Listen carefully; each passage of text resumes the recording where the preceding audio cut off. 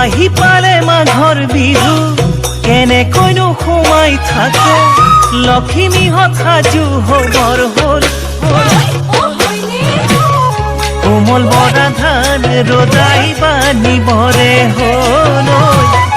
আখলৰে খৰি খেৰো গোটাবৰে হ'ল আহি পালে মাঘৰ বিহু কেনেকৈনো সোমাই থাকে লখিমীহঁত সাজু হবৰ হ'ল কোমল বৰা ধান ৰজাই বানিবৰে হ'ল আখলৰে খৰি খেৰো গোটাবৰে হ'ল